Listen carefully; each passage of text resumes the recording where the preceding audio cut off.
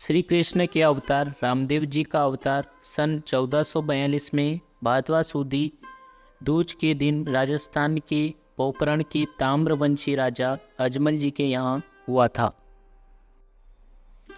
राजा अजमल जी श्री कृष्ण की भक्ति में लीन रहने के साथ ही धर्मपरायण राजा भी थे, लेकिन उनकी भी विडंबना थी, वह निसंतान थे, जिसके कारण वह काफ़ी दुखी रहते थे।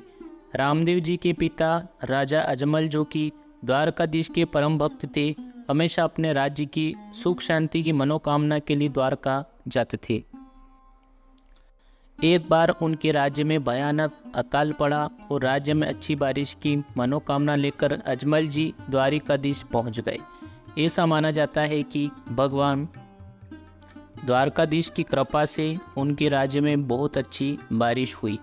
बारिश के ही दिन में जब एक दिन सुबह किसान अपने खेतों में जा रहे थे तो रास्ते में उन्हें उनके राजा अजमल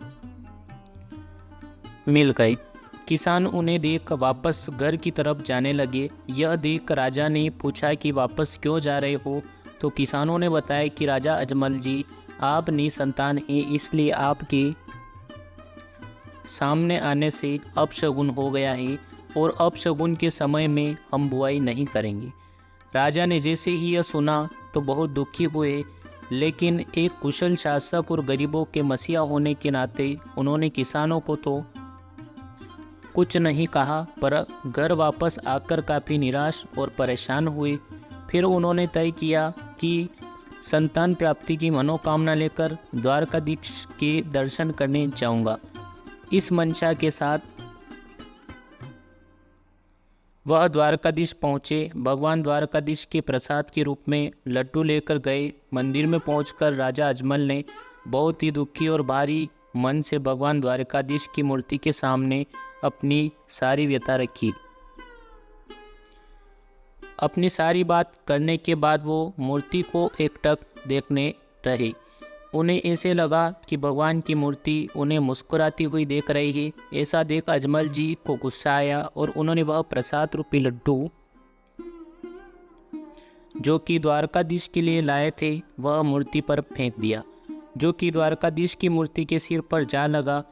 यह सब वाक्य देख मंदिर में स्थित पुजारी को लगा कि राजा पागल हो गए हैं। पुजारी ने राजा अजमल जी को बोला कि भगवान यहाँ नहीं है, भगवान तो समुद्र में सो रहे हैं। अगर आपको उनसे मिलना है तो जाओ, समुद्र में जाकर उनसे मिलो।